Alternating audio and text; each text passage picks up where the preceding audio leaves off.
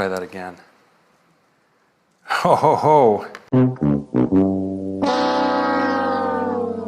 So you just watched the Apple keynote, the iPhone 10, the iPhone 8, and so on. Very exciting. Everyone was pumped. It was your usual Apple love fest. Now, there were a couple of developments during this keynote regarding the release date of the iPhone 10, which looks to be delayed from the iPhone 8. But I think some of that has to do with software, and more specifically, this face unlock feature. I missed this moment. The face unlock demo went wrong. Of course, afterwards on my Twitter, everyone was hitting me up. Blue, did you see the demo? The stock price of Apple, it dropped because the demo failed. It was a failure. I've been skeptical of the face unlock in general for a while. Apple claims to be going a different route. So let's go ahead. Let's see how they're describing their face unlock, and then we'll see the failure. Your iPhone is locked until you look at it and it recognizes you. Nothing has ever been simpler, more natural, and effortless. Okay, here's my first issue right here. It's like simple and natural and effortless.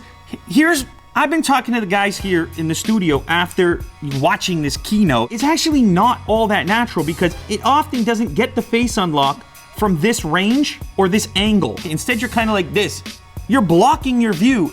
To me, it's not that natural. So they've got way more sensors up here in the section, the only cutout along the bezel of the iPhone 10, including an infrared camera, a flood illuminator, a front camera, and a dot projector. Now, they're saying this flood illuminator allows for this function to work even in the dark, projecting light onto your face, illuminating it enough so the recognition can take place. It projects the dots onto the face, and then the infrared camera picks those dots up. A software analysis using neural networks to detect if that's the face that was originally registered. It's being measured in a three-dimensional sense and cannot be fooled by a picture or something like this. This information will not be transmitted to the cloud. Instead, apparently, everything will happen locally in your device. In our phones is an A11 Bionic chip with a built-in neural engine to process face recognition. Okay, so this is where that bionic term comes from with the A11 chip. This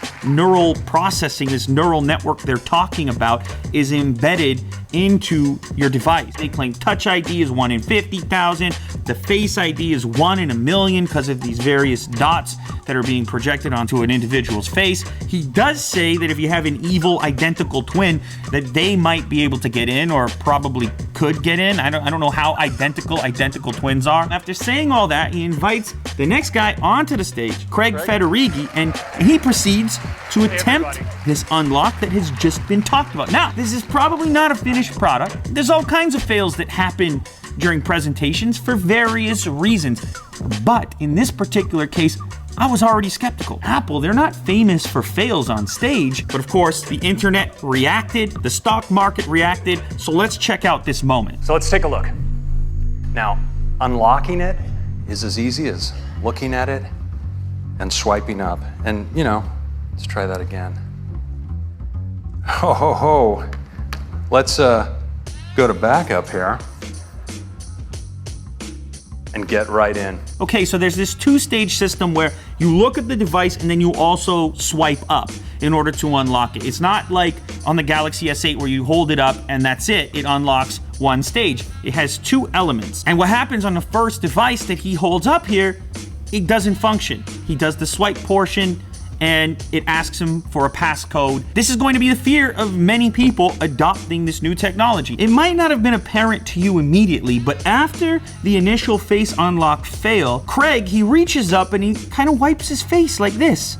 Now, first I thought it was just some kind of nervous reaction, but I gave it a little more thought and I realized he obviously knows more than we do. He's been involved in the development of this feature in this device. So is it possible that this feature is being broken in some cases by substance on the skin? If it's a little bit oily, or maybe there's some sweat on there. Maybe if somebody uses a lotion, who knows? A reflective aspect to having some shine on the skin, which might mess up the Face ID feature. And it seemed like he was aware of it. You might build in the habit of just using the passcode all over again like you have on previous devices. This thing needs to be bang on if it's going to have widespread adoption. Ho, ho, ho. I don't think it requires a major overreaction, and I definitely don't think that the product is a failure because of it, but you know that it's not ideal for Apple. They would have loved for that first demonstration to go the way that they expected, which was to unlock the device immediately. Ho, ho, ho. But judging from the feedback I've gotten, a number of tweets, comments, people talking in the live stream about it, it's obviously important to people, so I felt the need to just do a quick breakdown to show you that Face ID fail, and you can make of it what you will.